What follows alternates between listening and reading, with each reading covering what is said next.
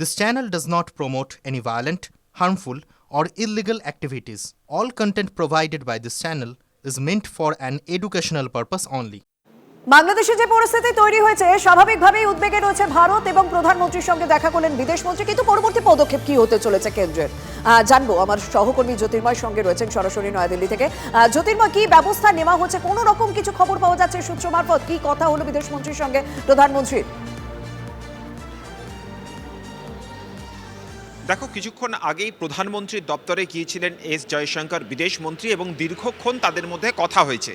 কি নিয়ে দুজনের মধ্যে কথা হয়েছে, বৈঠকের আলোচ্য বিষয় কি ছিল তা নিয়ে অফিসিয়াল এখনো পর্যন্ত কোনো স্টেটমেন্ট আসেনি, কিন্তু সূত্র মারফত যে খবর আমাদের কাছে আসছে যে বাংলাদেশ পরিস্থিতি নিয়ে এই মুহূর্তে এস জয়শঙ্কর তিনি প্রধানমন্ত্রী নরেন্দ্র মোদীকে একটি বিস্তারিত রিপোর্ট বা তিনি একটি এই মুহূর্তের পরিস্থিতি কোন পর্যায়ে আছে তার একটি আপডেট তিনি দিয়েছেন।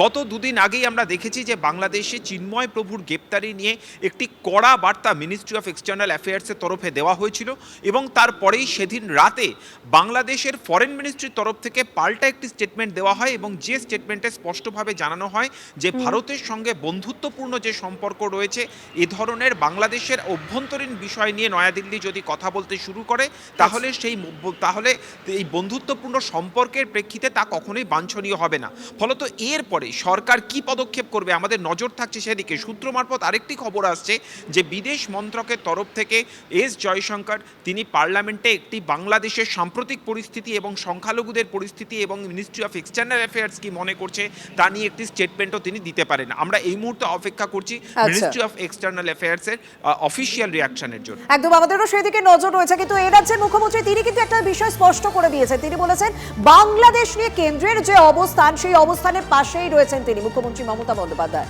বিধানসভা অধিবেশনে মুখ্যমন্ত্রী বলেন বাংলাদেশ নিয়ে কেন্দ্রের সিদ্ধান্তের সঙ্গে তিনি একমত। বাংলাদেশ নিয়ে তারা সিদ্ধান্ত নিতে পারেন না। অন্য দেশে তাদের ধর্মের উপর অত্যাচারের নিন্দা করেছেন মুখ্যমন্ত্রী। বিধানসভায় ওয়াকআউট বিলের বিরোধিতায় ভাষণ দিতে গিয়ে বাংলাদেশ ইস্যুর উল্লেখ করলেন মুখ্যমন্ত্রী।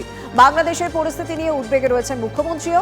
ইসকনের প্রধানের সঙ্গে তার দুবার কথা হয়েছে বলে জানিয়েছেন মমতা বন্দ্যোপাধ্যায়।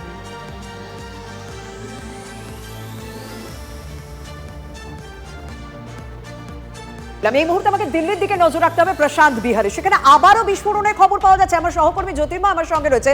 জ্যোতির্ময়, অক্টোবরেও বিস্ফোরণ হয়েছিল, আবারও নভেম্বর, কি হচ্ছে, কি জানা যাচ্ছে?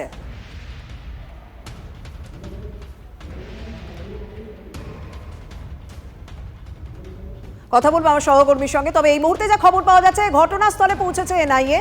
সাদা পাউডারের মতো রাসায়নিক পাওয়া গিয়েছে। আগেও সেই একই ঘটনা ঘটেছিল বিস্ফোরণের সময়, তখনও সাদা পাউডারের মতো রাসায়নিক পাওয়া গিয়েছিল। আবারও বিস্ফোরণ প্রশান্ত বিহারে। দিল্লির প্রশান্ত বিহারে বারবার বিস্ফোরণ স্বাভাবিকভাবেই ভাবাচ্ছে। এনআইএ আধিকারিকরা এই মুহূর্তে পৌঁছে গিয়েছেন সেখানে তল্লাশি কারণে। সেই ছবি আপনারা দেখছেন। দিল্লি প্রশান্ত বিহারে বিস্ফোরণের ঘটনা এবং এক টেম্পো চালক গুরুতর আহত হয়েছেন এবং সেখানে তল্লাশি করে সাদা পাউডারের মতো রাসায়নিক পাওয়া গিয়েছে। অক্টোবরে আপনাদের এই একই ছবি দেখিয়েছিলাম। 2 মাসে পর পর এই বিস্ফোরণের ঘটনা। স্বাভাবিকভাবে এলাকার মানুষ আতঙ্কে রয়েছেন। প্রশান্ত বিহারের ছবি আপনারা দেখছেন। বিস্ফোরণে এক টোটো চালক গুরুতর আহত হয়েছেন। ঘটনাস্থলে সরেজমিনে এনআইএ আধিকারিকরা পৌঁছে গিয়েছেন তল্লাশির জন্য। জ্যোতির্ময় রয়েছেন আমার সহকর্মী। জ্যোতির্ময়, এখনো পর্যন্ত কি আপডেট পাওয়া যাচ্ছে? কি রাসায়নিক, কি ওটা সাদা পাউডারের মতো, কি জানা যাচ্ছে?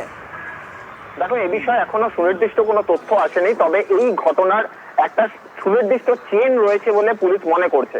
এই ব্লাস্টের নেপথ্যে বড় কোনো জঙ্গি সংগঠন আছে এমন সম্ভাবনা কিন্তু এখনই দেখছে না পুলিশ, কিন্তু স্থানীয় যারা বিভিন্ন দুষ্কৃতী রয়েছে এটা তাদের কাজ বলেই প্রাথমিকভাবে মনে করা হচ্ছে। কারণ এই ঘটনা প্রথম নয়, গত কয়েকদিন আগেও আমরা দেখেছি দিল্লির একটি স্কুলের এই ঘটনা ঘটানো হয়েছিল এবং একটি জায়গাতে একটি পাঁচিল সম্পূর্ণভাবে ভেঙে দেওয়া হয়েছিল। অর্থাৎ বিভিন্ন এরিয়ার উপর। কিন্তু জ্যোতির্ময়, প্রশান্ত বিহারের মতো জায়গা যেখানে যথেষ্ট নজরদারি থাকে এবং যেখানে প্রচুর মানুষের বসবাস, সেখানে বারবার এই বিস্ফোরণের ঘটনা কেন ঘটছে? সেই মানে নজরদারির কি কোথাও অভাব রয়েছে?